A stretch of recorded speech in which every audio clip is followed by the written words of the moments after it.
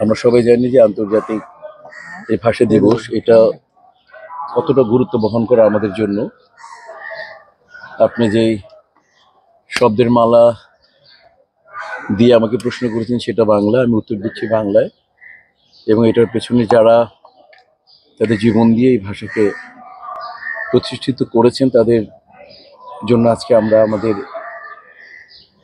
আমাদের বেড়ে ওঠা, আমাদের পড়াশুনো করা ওই ভাষায়, এবং আজকে আমাদের ক্যারিয়ারের যে অভিনেতা, এটা আমরা লিখি যে বাংলা চলচ্চিত্র, আমরা লিখি আমি বাংলাদেশের আর্টিস্ট, আমরা বাংলায় কথা বলতে পারি, আমি বাংলায় চলতে পারি। এইটার জন্য তাদের যেই স্যাক্রিফাইস, এটা তো আমরা সবাই জানি, তাদের যেই ত্যাগ, এটা আমরা সবাই জানি যে কত বড়। সালাম বরকত জব্বরের কথা চলে আসে, রচিত হয়েছে কত গান, কত কাব্য, কত গীতি, যে একটা কথাই যথেষ্ট যে আমার ভাইয়ের রক্তে রাঙানো 21শে ফেব্রুয়ারি আমি কি ভুলিতে পারি, কোনোদিন ভোলা সম্ভব না।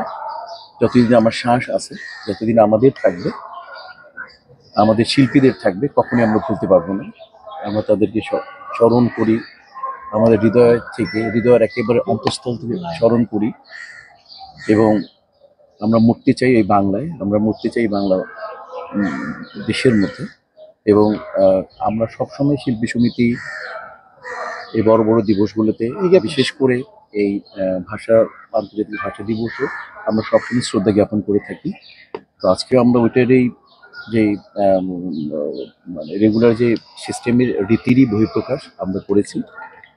যারা আমাদের জন্য রক্ত দিয়ে এই ভাষা এনে দিয়ে গেছে তাদেরকে আমরা প্রতি বছর এই দিনকে স্মরণ করি। এছাড়া প্রতিনিয়তই করা উচিত। যখন আমরা বই পড়ি, পত্রিকা পড়ি, কথা বলি, তখন আমাদের প্রতি মুহূর্তে স্মরণ করা উচিত যারা রক্ত দিয়ে গেছে, সেই মানুষগুলো যারা পথ দেখে দিচ্ছে, তারা আন্তর্জাতিকভাবে এই ভাষাকে স্বীকৃতি এনে দিয়েছে। তাদের প্রতি আমরা চিরকৃতজ্ঞ সবসময়, প্রতি বছর, প্রতিক্ষণ। আর যেটা বলেছিলেন একটু আগে, যে ভাষা বিকৃতি যারা করে, আমার মনে হয় রাষ্ট্রীয়ভাবে যারা নাটক সিনেমাতে যারা ভাষা বিকৃতি করছে তাদের ডিসকারেজ করা উচিত। আমাদের শুধু অভিনয় করি, আমাদের যে ভাষা ধরিয়ে দিবে সেভাবে আমরা বলতে চাই।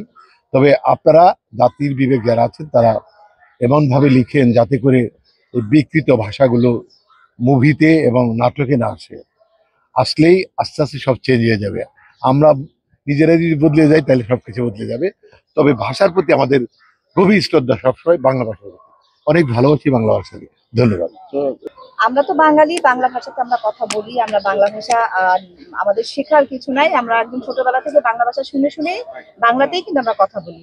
কিন্তু একটা চাকরির ক্ষেত্রে বা বিজনেসের ক্ষেত্রে বলেন, বা বাইরে গিয়ে পড়াশোনা করতে হয়, যে কারণে হোক না কেন, যে সেই কারণে হয়তো আমরা বাচ্চাদের জন্য একটু ইংলিশটাই আর কি চাই যে ওরা ভালো করে শিখুক, জানুক। তো সেই জন্য যে বাংলা ভাষা শিখবে না সেটা তো না, বাংলাই তো আমাদের মাতৃভাষা। আর আমি এক কথাই শেষ করি যে আমি গর্ব করি যে আমি বাংলাদেশি, আর আমার অহংকার যে আমার মাতৃভাষা বাংলা ভাষা।